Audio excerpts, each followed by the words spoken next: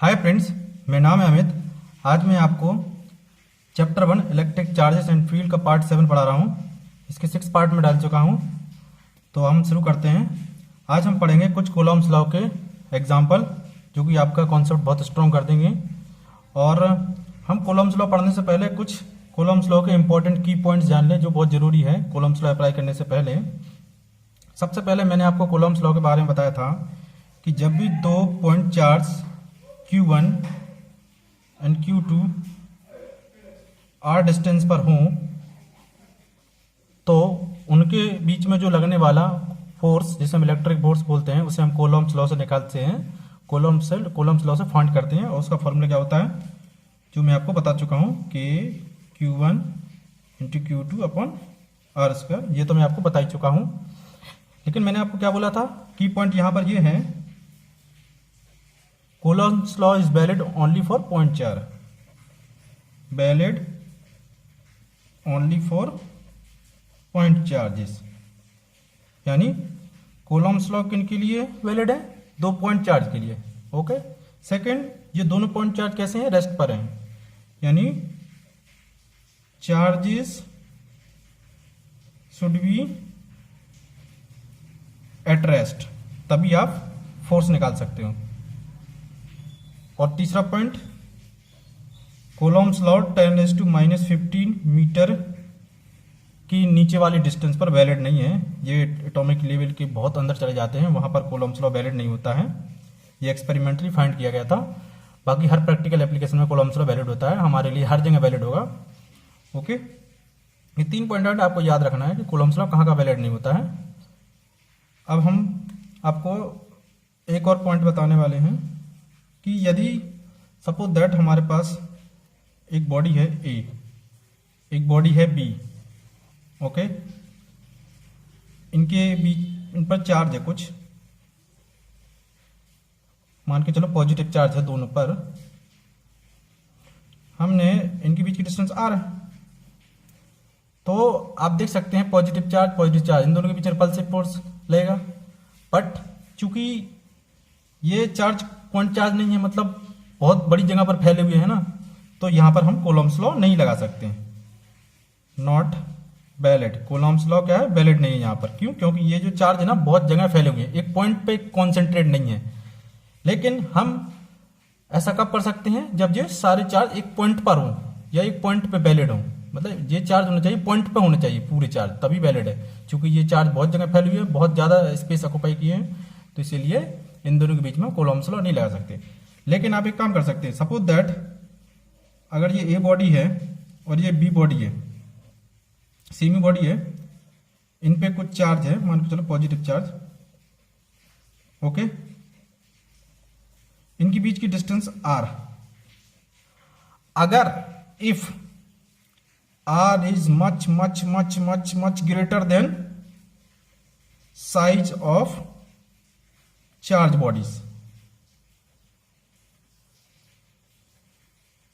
Okay. यदि इन दोनों जो बॉडी चार्ज बॉडी है ना, ये दोनों, इन दोनों के बीच की डिस्टेंस जो R है, यदि बहुत ज्यादा है, ये बहुत ज्यादा इनकी साइज की, मान के इनका छोटा सा चार्ज स्पेयर है, ये छोटा सा स्पेयर है, इनकी साइज से भी बहुत ज्यादा डिस्टेंस है ये R क्या है? बहुत ज्यादा डिस्टेंस है। तो तब क्या ये ऐसा लगेगा जैसे ये पॉइंट चार्ज हो, मतलब ये ऐसा लगेगा ये बॉडी एक पॉइंट में कन्वर्ट हो गई हुई। तो यदि R बहुत ज्यादा है बॉडी ऑफ साइज, तो हम क्या मान सकते हैं कि जो सारे पॉइंट है ना, ये इसके सेंटर पे कॉन्सेंट्रेट है। ऐसा मान सकते हैं कि ये सारे पॉइंट क्या है, जितनी भी चार्ज है, इसके सेंटर पे कॉन्सेंट्रेट है, इसके सेंटर पे कॉन्सेंट्रेट है, और ये पूरा चार्ज इसके सेंटर पे कॉन्सेंट्रेट है, और इनके बीच की डिस्टेंस है R। अब हम क्या कर सकते हैं? कूलॉम्स लॉ लगा सकते हैं। याद रखना मैं क्या बोला यहां पे, मैंने आपको ये बोला कि ये बॉडी A है और ये बॉडी B है, इन पे कुछ चार्ज है, पॉजिटिव चार्ज, कुछ भी चार्ज हो सकते हैं, और इनके बीच की डिस्टेंस R यदि बहुत ज्यादा है इनके साइज से, बहुत ज्यादा, तब क्या होगा? ये बॉडी पॉइंट की तरह बिहेव करेगी, ये बॉडी पॉइंट की तरह बिहेव करेगी, और ये सारा जो चार्ज है ना, एक तरह से पॉइंट पर कॉन्सेंट्रेट मान सकते हैं। तो यदि इसका सेंटर ये है, तो ये मान सकते हैं कि ये सारा चार्ज क्या है, इसके पॉइंट पे कॉन्सेंट्रेट है। और ये वाला सारा चार्ज इसके पॉइंट पे कॉन्सेंट्रेटेड है। अब ये दोनों क्या है, पॉइंट चार्ज में कन्वर्ट हो गए। अब हम क्या कर सकते हैं, कूलम्स लॉ लगा सकते हैं। बट यदि आर ज़्यादा नहीं है तो ये बॉडी क्या है, बड़ी हुई, तो हम नहीं लगा सकते। कूलम्स लॉ पॉइंट चार्ज के लिए वैलिड है, या तो सीधे पॉइंट चार्ज हो या अप्रोक्सीमेशन, मतलब या तो डिस्टेंस बहुत ज़्यादा हो इन दोनों के बीच में तभी लग सकता है कूलम्स लॉ। ओके, एक और पॉइंट बताना है आपको जो क्वेश्चन में सॉल्व करने के लिए काम आ गया है। रिजोल्यूशन ऑफ वेक्टर जो आपने पढ़ा होगा 11th क्लास में। रिजोल्यूशन वेक्टर में कुछ नहीं होता है, सपोज दैट ये है एक वेक्टर है, मान के चलो एफ एक फोर्स है, कोई एक वेक्टर है एफ। यदि ये एक्स के साथ थीटा एंगल बना रहा है, वाई के साथ कुछ भी, वाई के साथ नहीं, एक्स के साथ थीटा एंगल बना रहा है, तो रिजोल्यूशन ऑफ कंपोनेंट में क्या होता है, हम इसके जो कंपोनेंट है ना तोड़ देते हैं, इसको कंपोनेंट में तोड़ देते हैं। यदि ये एफ है तो जिसके साथ थीटा है ना, ये कंपोनेंट हो जाएगा एफ कॉस थीटा, और ये कंपोनेंट हो जाएगा एफ साइन थीटा। इसको बोलते हैं रिजोल्यूशन ऑफ वेक्टर, जो आप पढ़ चुके होंगे। मतलब जो भी फोर्स हो या जो भी वेक्टर हो उसको उसके कंपोनेंट में तोड़ना, उसको बोलते हैं रिजोल्यूशन ऑफ वेक्टर। अब हम आगे बढ़ते हैं। पहला क्वेश्चन है जो हम करने वाले हैं।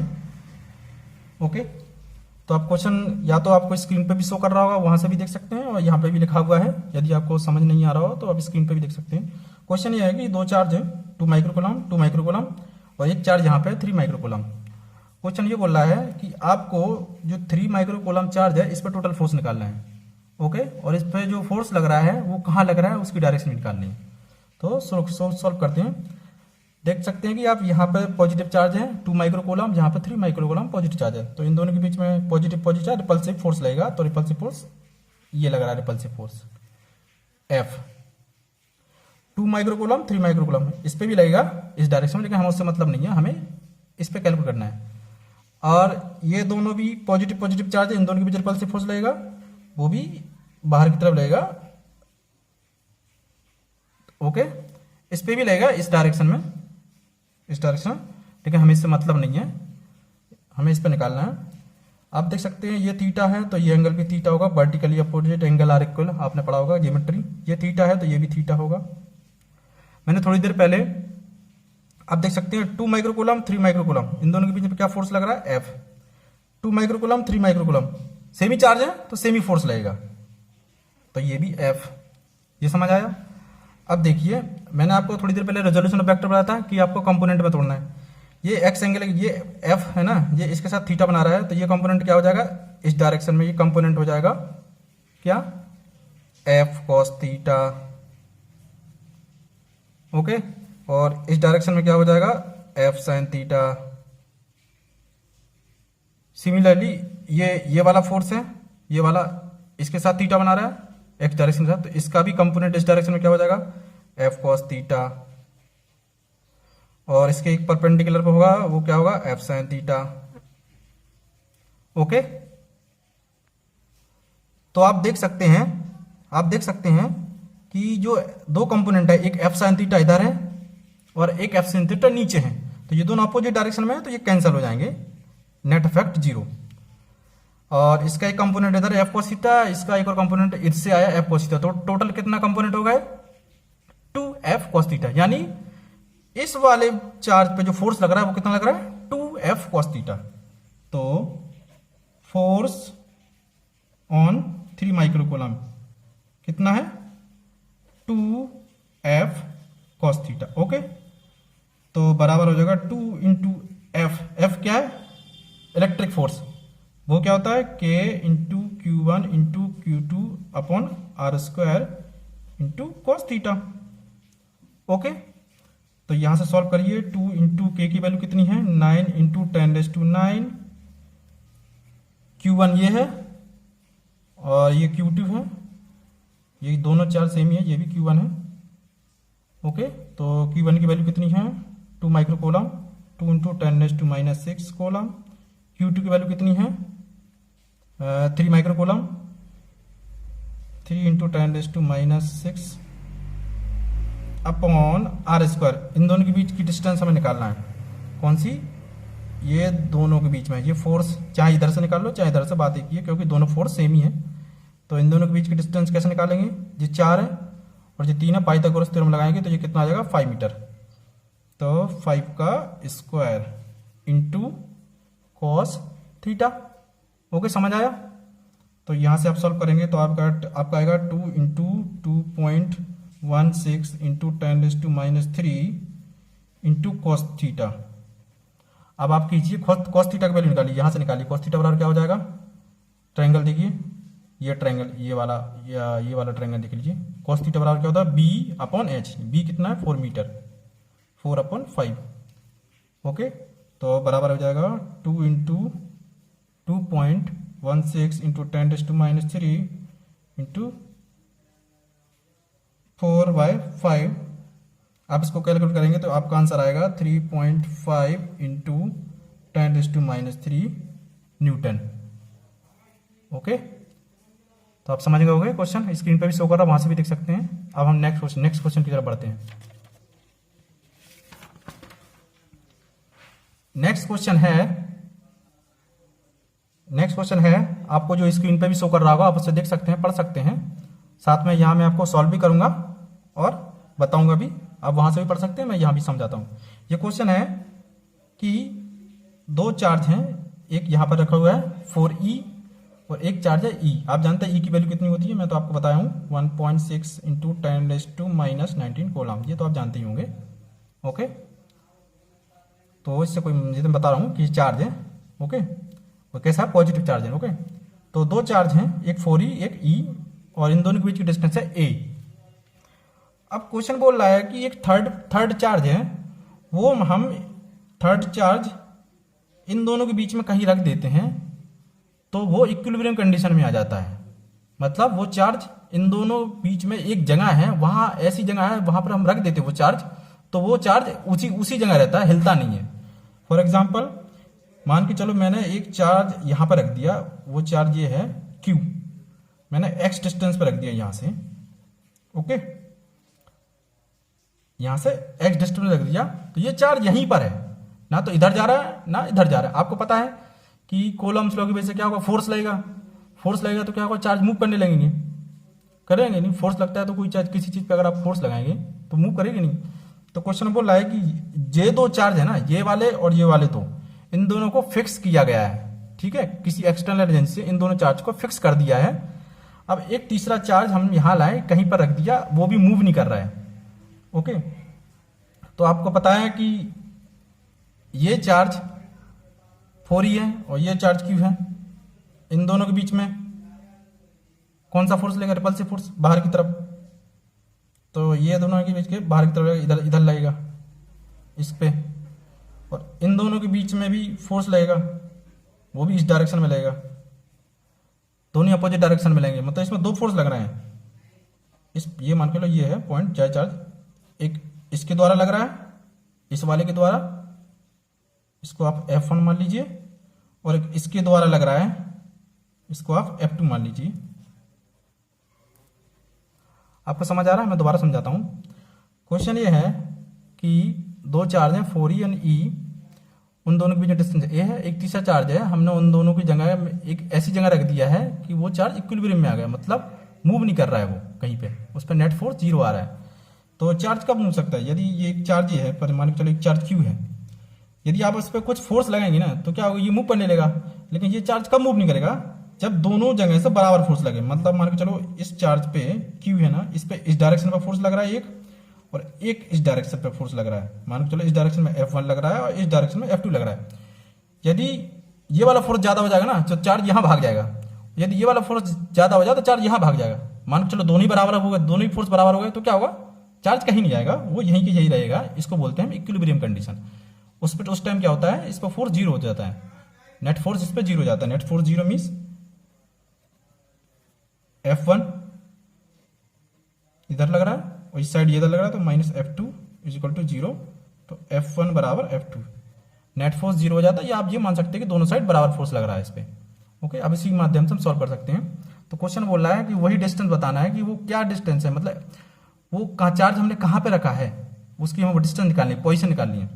तो सपोज दैट मैंने वो चार्ज इस वाले चार्ज से x दूरी पर रख दिया। ओके, तो पता है मैंने ये वाला चार्ज इस चार्ज से x दूरी पर रख दिया, तो ये x है ये टोटल डिस्टेंस ए है, तो ये बची कुची क्या हो जाएगी, ए माइनस एक्स।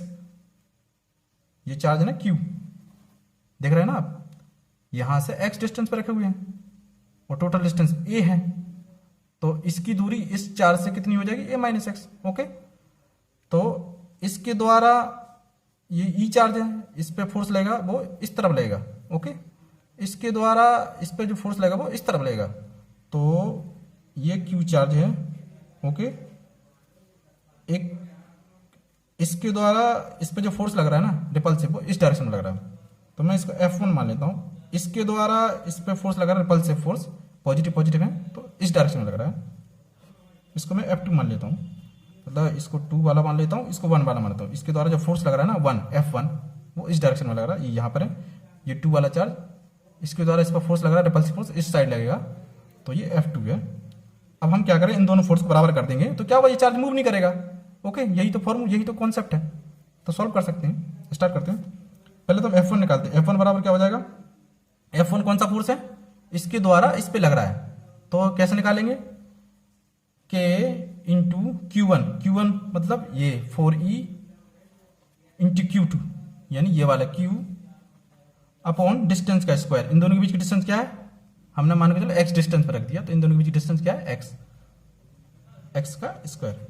अब हम F2 निकालते हैं। F2 क्या है, इसके द्वारा इस पे जो फोर्स लग रहा है वो इस डायरेक्शन में, ये देखिए, तो अब F2 निकालते हैं।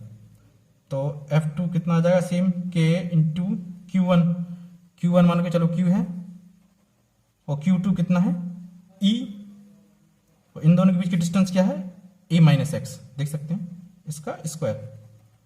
अब बोल रहा है कि ये इक्विलिब्रियम कंडीशन में ये मूव नहीं कर रहा, तो मतलब क्या है, ये दोनों ही फोर्स बराबर हैं, तभी तो ये मूव नहीं करेगा ना। यदि ये दोनों फोर्स बराबर हो जाए तभी तो मूव नहीं करेगा। तो K into 4E into Q अपन एक्स स्क्वायर बराबर K into Q into E upon a minus X square. ये दोनों फोर्स क्या है, एक F1 है, एक F2 है। ओके, यदि ये दोनों बराबर हो जाएंगे तभी ये चार्ज इधर मूव नहीं करेगा, ना ही उधर मूव करेगा, जहां पर है उधर ही रहेगा। इसको बोलते हैं इक्विलिब्रियम कंडीशन। ओके, तो यदि आप इसको सॉल्व करेंगे ना तो देख सकते हैं ये कैंसिल हो जाएगा, ये कैंसिल हो जाएगा, ये कैंसिल हो जाएगा। सिंपली क्या आ जाएगा, यदि आप इसको सॉल्व करेंगे ना तो आपका आंसर आएगा x इक्वल टू आ जाएगा 2a/3। ये तो आपको सॉल्व करने में आ जाएगा, कॉन्सेप्ट मैंने आपको बता दिया। ओके, इसकी दो वैल्यू आएंगी, एक आएगी 2a/3 और एक आएगी 2a। तो 2a तो पॉसिबल ही नहीं है, क्यों, क्यों इन दोनों के बीच की डिस्टेंस क्या है, a, तो 2a तो हो ही भी नहीं सकता, क्योंकि वो तो बहुत ज्यादा हो जाएगा, है ही नहीं इतनी डिस्टेंस। और एक आएगा 2a/3, तो आंसर क्या होगा 2a/3, क्योंकि 2a/3 वैलिड है। ओके, क्योंकि 2a/3 क्या है, इन दोनों के बीच में जो रखा है वो 2a/3, ए से छोटी है ना। दो आंसर आएंगे, एक आएगा 2a/3, एक आएगा a/3, एक आएगा 2a/3, एक आएगा 2a। तो 2a वैलिड नहीं है, क्योंकि डिस्टेंस ही क्या है a, तो 2a कहां से आ जाएगी, तो वो तो कट ही जाएगा। तो बच्चा बच्चा का आंसर क्या है तुम्हारा 2a/3, यही आंसर होगा। या कुछ ही लोगों का डायरेक्ट आ जाएगा 2a/3, वो तो उन पर डिपेंड करता है कि कैलकुलेशन वो कैसे करते हैं।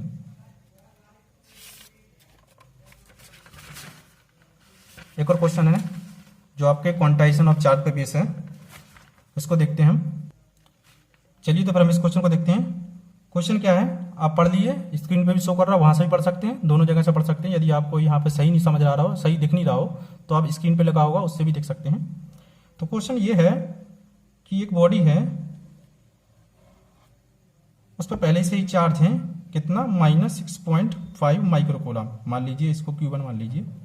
ओके, Q1 मतलब कुछ चार्ज है, Q1 कितने हैं, -6.5 माइक्रोकूलम पहले से ही है। और क्वेश्चन ये बोल रहा है कि मैंने इसमें से कितने इलेक्ट्रॉन बाहर निकाल दिए, 5 × 10⁻30 इलेक्ट्रॉन बाहर निकाल दिए। तो मैंने बताया था जब भी किसी बॉडी से आप इलेक्ट्रॉन बाहर निकालेंगे तो वहां पे क्या आ जाएगा, पॉजिटिव चार्ज आ जाएगा।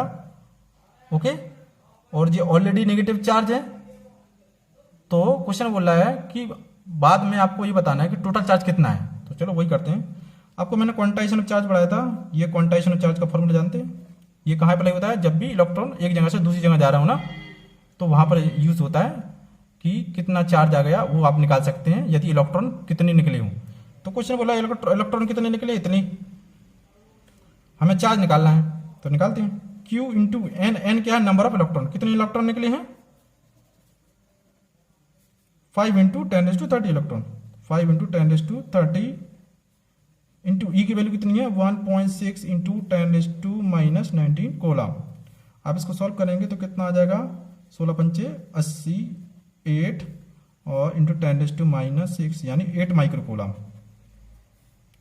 और ये चार्ज कैसे होंगे पॉजिटिव, क्योंकि साइन पॉजिटिव है ना, तो कितने होंगे 8 माइक्रो कोलम। और वो कैसे होंगे पॉजिटिव, क्योंकि इससे ट्रांसफर हो रहे हैं, तो जहां से इलेक्ट्रॉन जाते हैं वहां पर पॉजिटिव चार्ज होता है। तो आप देख सकते हैं, अब बोल रहा है कि टोटल चार्ज कितना होगा, क्वेश्चन में यही पूछ रहा था कि टोटल कितना होगा 8 माइक्रो कोलम, ऑलरेडी कितने थे -6.5 माइक्रो कोलम। तो आप यदि ऐड करेंगे तो कितना आ जाएगा, सो बराबर कितना आ जाएगा 1.5 माइक्रो कोलम, यानी आंसर आपका कितना है 1.5 माइक्रो कोलम, इसका आपका आंसर है। और इसको आपको Q2 लिख लीजिए ताकि गड़बड़ ना हो। तो टोटल चार्ज कितने हैं, इतना 1.5 माइक्रो कोलम। समझ रहे हो क्या, फिर से बता रहा हूं, ऑलरेडी कितना चार्ज है -6.5 माइक्रो कोलम।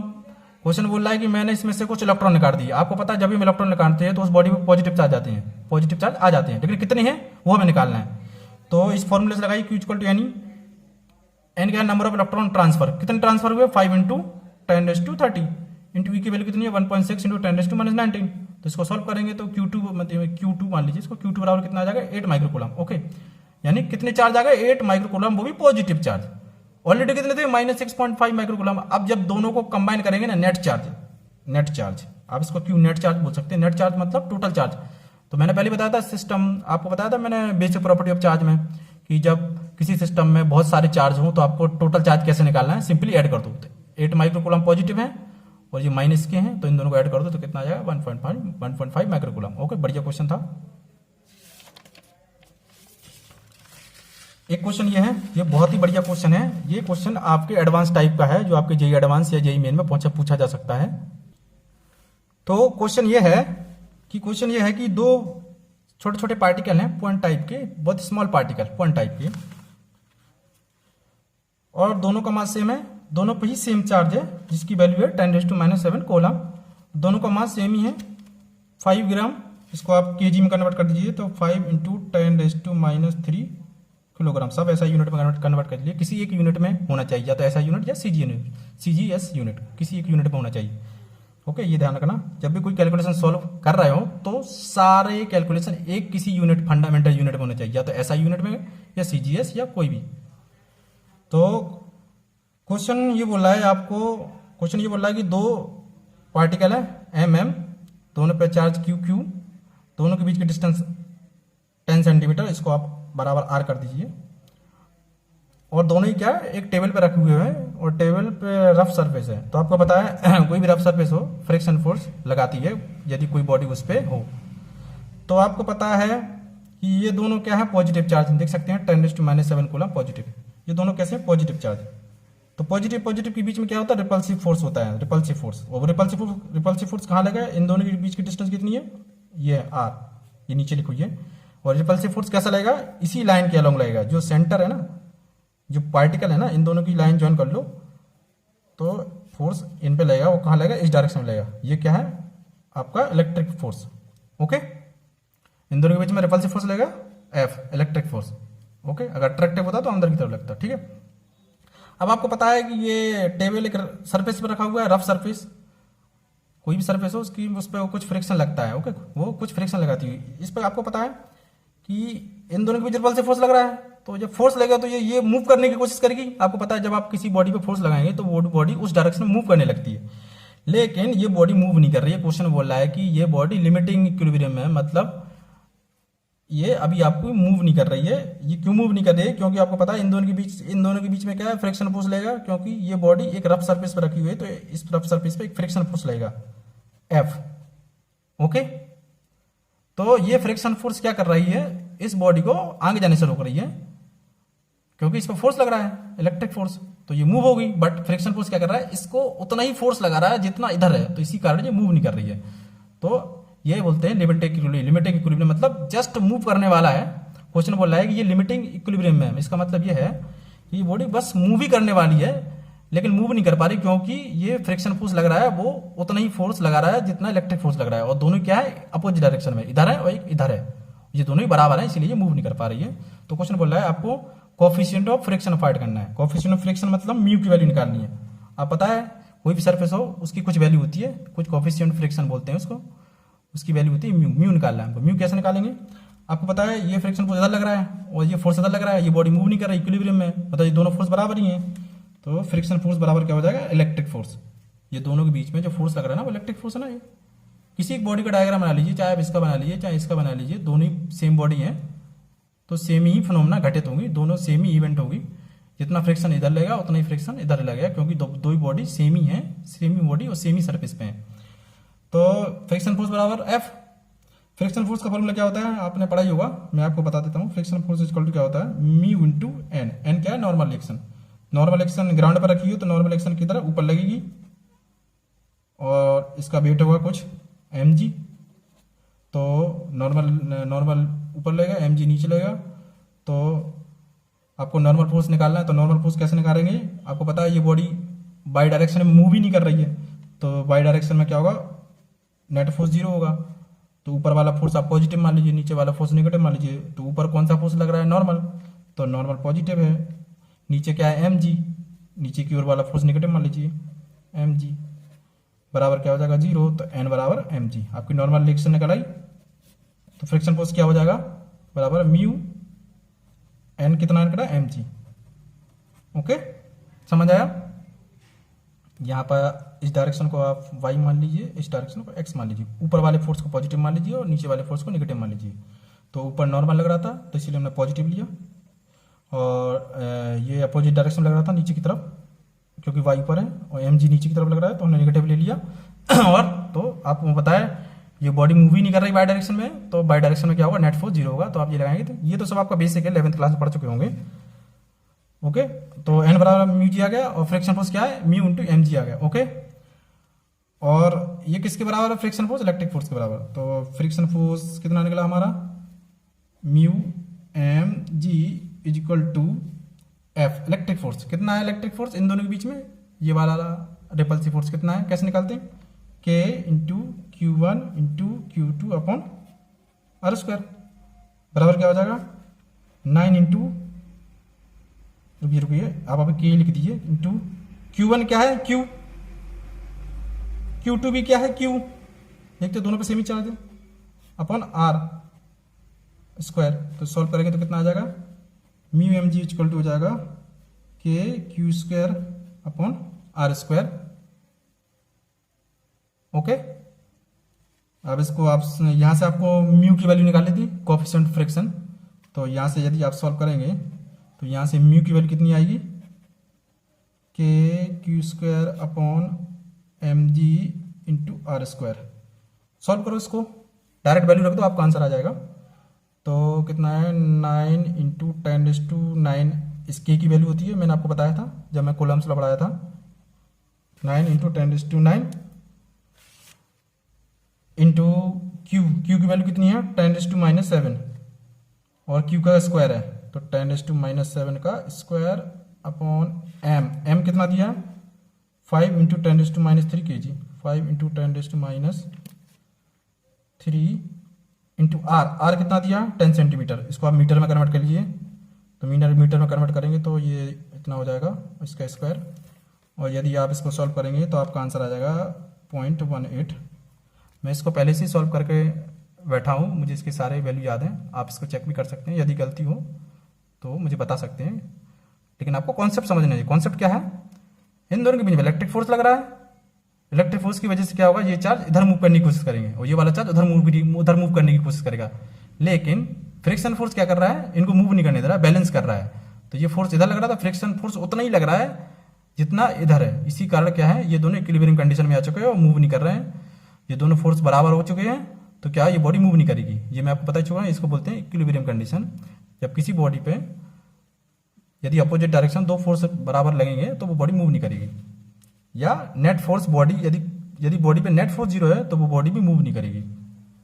तो आप देख सकते हैं इधर फोर्स और ये एफ, ये दोनों ही बराबर है तभी ये मूव नहीं करेगी। ऐसे इधर एफ, इस पे भी इधर फ्रिक्शन फोर्स इस डायरेक्शन में लगेगा। दोनों का जो इवेंट है सेम ही है, तो किसी एक को लेकर आप म्यू की वैल्यू निकाल सकते हैं, और वो आप निकाल चुके हैं, कितनी है मैं निकाल दिया हूँ। अब हम बढ़ते हैं अपने अगले क्वेश्चन की तरफ।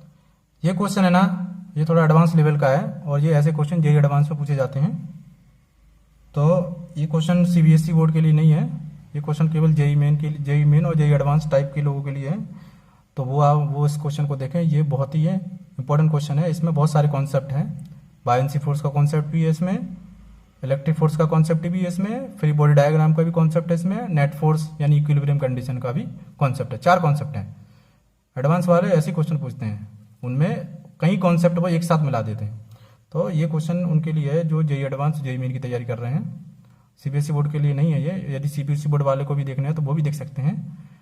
तो उनको सारा चीज़ आना चाहिए, जैसे पूरी फ्री बॉडी डायग्राम खींचना, रिजोल्यूशन ऑफ वेक्टर, कंपोनेंट को तोड़ना, बायोएंसी फोर्स का कॉन्सेप्ट उन्हें आना चाहिए। तो ये सारे उन्हें आना चाहिए, तभी ये क्वेश्चन ढंग से समझ आएगा, नहीं तो आपको अधूरा क्वेश्चन समझ आएगा। यदि आप काम कीजिए, क्वेश्चन को देख लीजिए सॉल्यूशन, यदि नहीं समझ आएगा तो आप वो अधूरे कॉन्सेप्ट थोड़ा पढ़ लीजिए, आपको समझ आ जाएगा। मैं आपको कोशिश करूंगा पूरा समझाने का। तो हम शुरू करते हैं।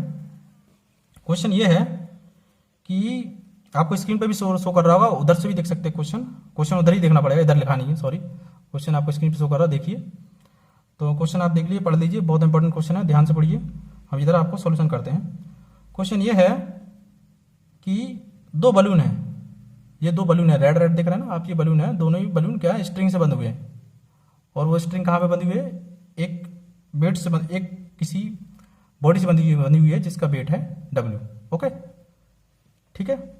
और ये बलून है ना, हीलियम बलून, इन दोनों पे क्या है, पॉजिटिव चार्ज है। ये दोनों कैसी हैं, पॉजिटिव चार्ज टाइप। इन दोनों बलून पे क्या है, पॉजिटिव चार्ज है। तो इन दोनों बलून पे पॉजिटिव चार्ज है, तो क्या होगा आपको पता है, रिपल्सिव फोर्स लगेगा।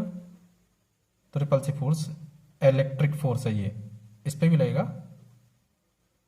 ओके, ठीक है। आपको पता है, मैंने पता बायोएंसी फोर्स भी लगेगा इसमें। बायोएंसी फोर्स क्या है, ये जो बलून है ना ऊपर जाने की कोशिश कर रहे हैं, लेकिन ये इक्विलिब्रियम कंडीशन में है। क्यों? क्योंकि ये एक स्ट्रिंग से बंधे हुए हैं और ये बाहर नहीं जा पा रहा है, जहां है वही रुके हुए हैं। ये सिस्टम अभी इक्विलिब्रियम कंडीशन में है, ये कहीं नहीं जा पा रहे हैं।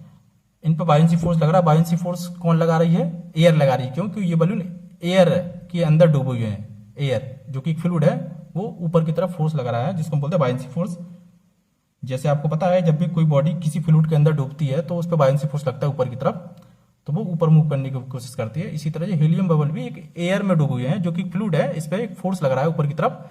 बायोएंसी फोर्स वो क्या है, इस एयर बलून, जो हीलियम बलून है, उनको ऊपर की तरफ ले जा रहा है, लेकिन ये ऊपर नहीं जा पा रहे हैं। ये स्ट्रिंग से बंधे हुए हैं और इक्विलिब्रियम कंडीशन में। ओके, तो ये बायोएंसी फोर्स हो गया आपका। ओके, बायोएंसी फोर्स कैसे निकालना है ये मैं आप पे छोड़ता हूँ। ओके, ये एंगल थीटा है तो ये एंगल भी थीटा है। ये स्ट्रिंग है तो इस पर टेंशन फोर्स लगेगा कुछ। इसका एक कंपोनेंट इधर होगा, टी कॉस थीटा, एक कंपोनेंट इधर होगा, टी साइन थीटा। ये तो आपको आना चाहिए, मैं पहले बताया था। इधर भी टी लगेगा टेंशन, ये कंपोनेंट इसका टी कॉस थीटा, ये कंपोनेंट हो जाएगा, इधर लगेगा टी साइन थीटा। सिमिलरली इधर भी टेंशन लगेगा, तो इसका भी कंपोनेंट इसी डायरेक्शन में आएगा, टी कॉस थीटा। यानी इधर कितने टोटल 2 कंपोनेंट होगा, टी कॉस थीटा, यानी टोटल 2 टी कॉस थीटा। और इस डायरेक्शन में भी एक टी साइन थीटा लेगा। ये दोनों देखो बराबर हैं, अपोजिट डायरेक्शन में है, तो ये कैंसिल हो जाएंगे। ओके, और क्या बच गया, हाँ, इसका कंपोनेंट टी कॉस थीटा, और इसके पास जो हीलियम बलून है जो ऊपर जा रहा है, इनके पास मास है, तो इन पे ग्रेविटी फोर्स लेगा जो mg है, नीचे की तरफ लेगा। अब आपको क्या करना है, ये मैंने इसका फ्री बॉडी डायग्राम खींच दिया, और इसका फ्री बॉडी डायग्राम वो इस पर डबल लगेगा नीचे की तरफ, तो इसका ही फ्री बॉडी डायग्राम खींच लिया है। चलो, दोनों पे आप वो लगाइए इक्विलिब्रियम कंडीशन वाला, इक्विलिब्रियम कंडीशन लगाइए। इक्विलिब्रियम कंडीशन क्या है, इक्विलिब्रियम कंडीशन मतलब sigma F X equal to 0 और sigma F Y equal to 0। जब भी कोई बॉडी इक्विलिब्रियम कंडीशन में है या बॉडी कोई मूव नहीं कर रही है, तो उस बॉडी पे नेट फोर्स 0 होगा। तो ये बॉडी कहीं भी मूव नहीं कर रही है, तो इस बॉडी पे नेट फोर्स 0 होगा, नेट फोर्स 0 होगा, और इस बॉडी पे भी नेट फोर्स 0 होगा। चलो, इसके लिए सबसे पहले यहाँ से देखते हैं, तो इसके लिए हम नेट फोर्स 0 है, नेट फोर्स 0 मतलब sigma F X equal to 0, sigma F Y equal to 0। तो सॉल्व करते हैं। एक काम कीजिए, एक्स वाई मान लीजिए, ऊपर वाला पॉजिटिव मानना, राइट वाला पॉजिटिव मानना, नीचे वाला नेगेटिव, लेफ्ट वाला नेगेटिव। ओके, चलिए इस बॉडी के लिए देख रहे हैं, सबसे पहले इस बॉडी के लिए लगाते हैं। Sigma F X equal to 0, X direction में, इस डायरेक्शन में टी साइन थीटा है, तो टी साइन थीटा, और लेफ्ट डायरेक्शन में एफ है, इलेक्ट्रिक फोर्स इक्वल टू 0, एक इक्वेशन हो गई। और वाई डायरेक्शन में लगाइए, तो ऊपर बायएंसी फोर्स है और नीचे ये है, तो बायएंसी फोर्स पॉजिटिव होगा क्योंकि ऊपर की तरफ है, नीचे की तरफ एम जी है और टी कॉस थीटा है इक्वल टू 0। तो यहाँ से आप निकलेंगे M G plus T cos theta equal to buoyancy force. Second हो गया, ओके। और एक दो इक्वेशन है ये, इसका इस पे F X equal to 0, F Y equal to 0 लग गया। अब इस पे देखते हैं, ये तो ऑलरेडी कैंसिल है, इनको तो हटा दीजिए, केवल वाई पे लगा दीजिए। तो sigma F Y equal to 0, तो ऊपर कितना है T cos theta, T cos theta two T cos theta equal to minus नीचे डब्ल्यू इक्वल टू 0। तो यहाँ से क्या आ जाएगा 2t cos theta equal to W. ये तीसरी इक्वेशन, ओके। 3 इक्वेशन बन गई हैं। अब हमें इन्हीं 3 इक्वेशन को सॉल्व करना है। क्वेश्चन में ये बोला है कि आपको ये वॉल्यूम पे जो हीलियम बलून है, इस पे क्यू है ना, इस क्यू की वैल्यू निकाल ली है, साथ में इस हीलियम बलून का वॉल्यूम भी निकालना है। ये दोनों ही बलून का साइज सेम है, सबको सेम है। चलो करते हैं। सबसे पहले हम क्यू की वैल्यू निकालते हैं। तो क्यू की वैल्यू कैसे निकालेंगे, आप पहली इक्वेशन देखिए। पहली इक्वेशन क्या है, टी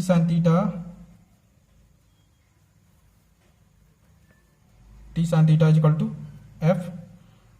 और तीसरी इक्वेशन देखिए, और अब आप तीसरी इक्वेशन देखिए। तीसरी इक्वेशन क्या है, 2t cos theta equal to W. तो 2t cos theta equal to W. तब कीजिए, एक काम कीजिए, ये वाली इक्वेशन और ये वाली इक्वेशन को डिवाइड कर दीजिए। यदि आप इनको डिवाइड करेंगे तो कितना हो जाएगा, T sine theta upon 2t cos theta, इधर है एफ इधर है डब्ल्यू। आप इसको और सॉल्व कीजिए तो कितना आएगा, इसको सॉल्व करेंगे तो कितना आ जाएगा, t/2 एंड टेन थीटा। ये टी से टी कैंसिल हो जाएगा, sorry, sine theta upon cos theta यानी टेन थीटा। तो tan theta upon 2 equal to हो जाएगा f/w। तो यहाँ से f बराबर कितना आ जाएगा, f बराबर आ जाएगा, कितना आ जाएगा, f बराबर आ जाएगा w/2 इंटू टेन थीटा। यहाँ तक आपको समझ आया? आई होप यहाँ तक आपको समझ आया होगा। अब आपको पता है F क्या है, इलेक्ट्रिक फोर्स। क्या है F, इलेक्ट्रिक फोर्स। इन दोनों के बीच में लग रहा है, कैसे निकालेंगे, आपको डायग्राम में थोड़ा नीचे कर देता हूं। F क्या है, इलेक्ट्रिक फोर्स। कैसे निकालेंगे, K इंटू Q1 यानी Q इंटू Q2 यानी Q अपॉन डिस्टेंस का स्क्वायर। डिस्टेंस कितनी है दोनों के बीच में, 2x, x तो 2x का स्क्वायर। तो बराबर कर दीजिए आप। तो K Q square upon distance 2x थी, 2x का square equal to w/2 tan theta. देखिए आपको क्या निकालना था, क्या निकालना था, Q। तो यहां से आप Q निकाल सकते हैं। इसको सॉल्व कीजिए तो आपका लास्ट में आंसर आएगा Q equal to √8w tan theta X square. ये आपका आंसर आएगा। याद रखना K इक्वल टू, आप क्या है, K इक्वल टू क्या होता है, 1/4π(x0). ये इसका फर्स्ट पार्ट हो चुका है। आप सेकंड पार्ट देखते हैं। तो अब हम सेकंड पार्ट देखते हैं। सेकंड पार्ट में आपको क्या निकालना है, volume of the helium bubble. तो सिंपली आपको उसमें जो थर्ड इक्वेशन है, पीछे जो मैं आपको बता चुका हूँ, उसमें आप देखना थर्ड इक्वेशन है ये, वो इससे निकलेगा। तो निकालते हैं। आपको पता है कि डेंसिटी बराबर क्या होता है, मास अपॉन वॉल्यूम। तो यहाँ से मास बराबर क्या हो जाएगा, डेंसिटी इंटू वॉल्यूम। हमें वॉल्यूम ही चाहिए ना, तो बस करते हैं। मास को रख दीजिए क्या, डेंसिटी इंटू वॉल्यूम इंटू जी प्लस, उधर आपने देखा होगा एक जगह निकला होगा 2t cos theta equal to W. Okay, पीछे देखिए इक्वेशन, जो मैंने 3 इक्वेशन निकाली थी उसमें से एक इक्वेशन होगी 2t cos theta equal to W. तो t cos थीटा बराबर क्या हो जाएगा, w/2। तो यहाँ रख दीजिए w/2। वाइन पोज कैसे निकालते हैं, मैं आपको ये सोच के बता रहा हूँ कि आपको आता है। ये सॉरी, ये क्या था, डेंसिटी बराबर मास अपॉन वॉल्यूम, मतलब ये हीलियम के लिए है। तो ये डेंसिटी किसकी होगी, हीलियम की, हीलियम। ओके, अब हम बायोन्सी फोर्स कौन लग रहा है, एयर। तो कैसे निकालते हैं, ध्यान सुनिए। बायोन्सी फोर्स बराबर होता है वॉल्यूम डिस्प्लेस्ड। तो जो वो हीलियम है ना, हीलियम बलून, वो कितना वॉल्यूम डिस्प्लेस कर रहा है, जितना उसका खुद का वॉल्यूम है, क्योंकि बॉडी पूरी डूबी हुई है। तो volume of body into density of fluid, density कौन सी, एयर, तो इसकी ये डेंसिटी इंटू जी, ये बायन्सी फोर्स का फॉर्मूला है। आप बायन्सी पढ़ लीजिए थोड़ा, तब आपको समझ आएगा, क्योंकि पूरी बॉडी एयर के अंदर डूबी हुई है। तो उस केस में क्या होता है, volume displaced into density of fluid into G, ये होता है बायन्सी फॉर्मूला। यदि आप इन दोनों को सॉल्व करेंगे, बी निकालना तो शायद सीधा निकलेगा, बी इक्वल टू सॉल्व कीजिए तो आपका आंसर आएगा, बी इक्वल टू आपका आंसर आएगा कितना आएगा, सॉल्व कीजिए आपको, तो ये इधर ले आइए, काम कीजिए, ये इधर ले आइए, तो कितना हो जाएगा, B rho A G minus rho H E B G equal to W/2।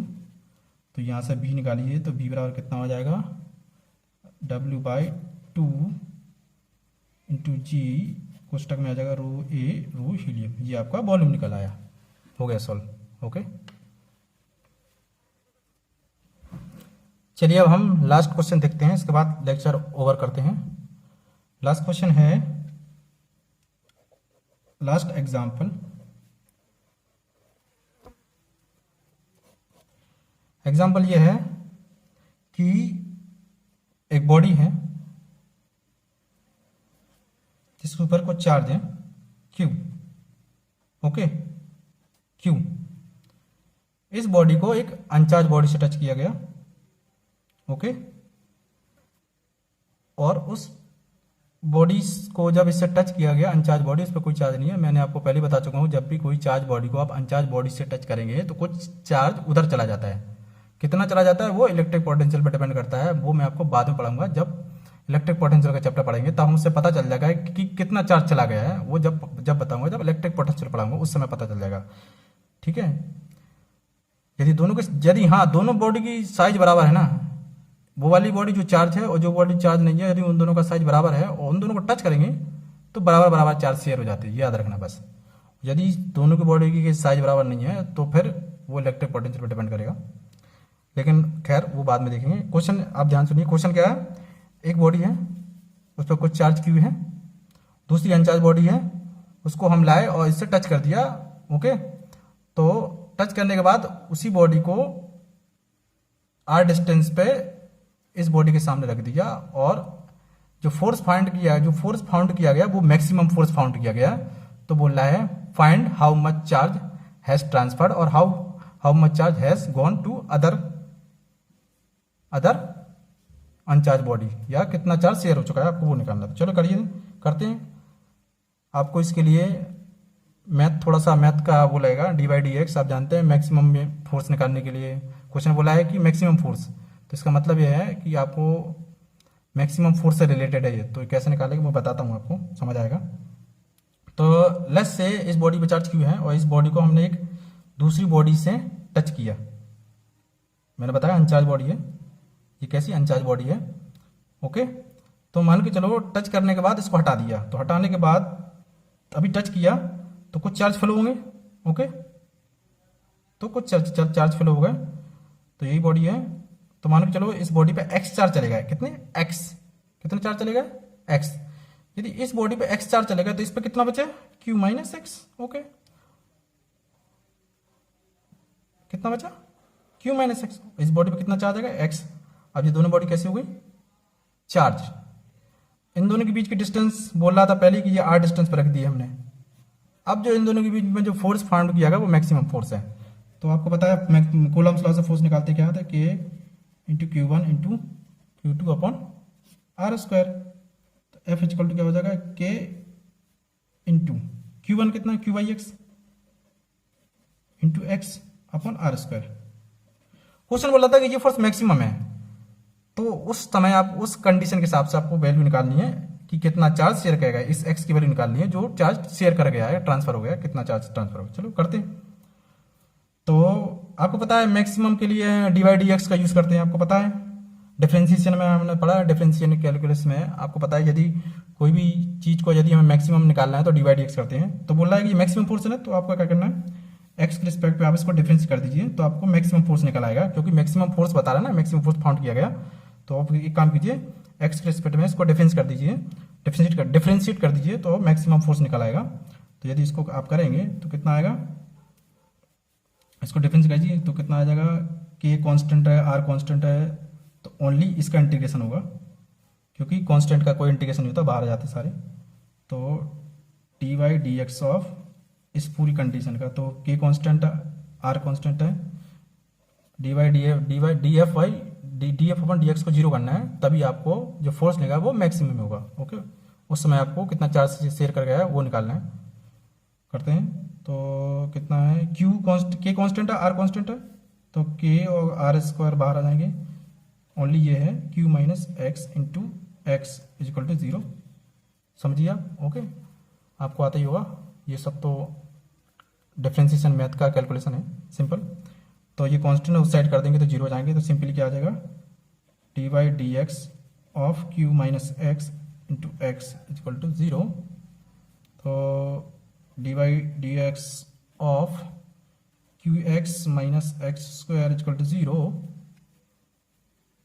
और यदि आप इसको सॉल्व करेंगे, आप डिफरेंस कर दीजिए, डिफरेंस कीजिए, इसका डिफरेंशिएशन क्या होगा, क्यू, इसका डिफरेंशिएशन होगा 2x इक्वल टू जीरो, और x इक्वल टू कितना आ जाएगा, q/2, यानी कितना चार्ज शेयर हो चुका है, कितना, q/2। अब यहां पर कितना बचा है, q में से q/2 चला गया तो q/2 बचा है। यही क्वेश्चन था कि चार्ज बॉडी के साथ कांटेक्ट, अनचार्ज बॉडी के साथ कांटेक्ट लाने के बाद जब हमने दो बॉडी को पास में रखा तो उनके बीच में मैक्सिमम फोर्स फाउंड किया गया। तो मैक्सिमम फोर्स कब होगा, जब हम इसका D F upon D x zero करेंगे। तो अब जो कंडीशन आई ना एक्स, इस एक्स की वैल्यू यदि आप यहां पुट कर देंगे ना, तो जो एफ होगा वो क्या होगा, F maximum. Okay, I hope you have understand. Thank you, don't forget to subscribe my channel. ये क्वेश्चन केवल एडवांस वालों के लिए थे, ये एडवांस वालों को अच्छी तरह समझ आएंगे, और जेईई मेन के स्टूडेंट उन्हें भी समझ आएंगे। जो सीबीएसई बोर्ड के लोग होंगे ना, वो यदि सारा कॉन्सेप्ट उन्हें आता है तो उन्हें भी समझ आ जाएगा, उससे कोई फर्क नहीं पड़ता है। आप उसे आपसे बार बार देखिए, समझ जाएंगे, और जो कॉन्सेप्ट क्लियर नहीं है उस कॉन्सेप्ट को थोड़ा पढ़ लीजिए, तब क्लियर हो जाएंगे। Don't forget to subscribe my channel. याद रखना, आपका सपोर्ट मुझे मोटिवेशन देगा, और मैं आपको और भी लेक्चर डालूंगा। मैं अपने वीडियो में जेईई एडवांस, जेईई मेन सारे लेक्चर डालूंगा, डोंट वरी। थोड़ा टाइम लगेगा लेकिन करूंगा जरूर, मैं पूरे ही डालूंगा। Thank you.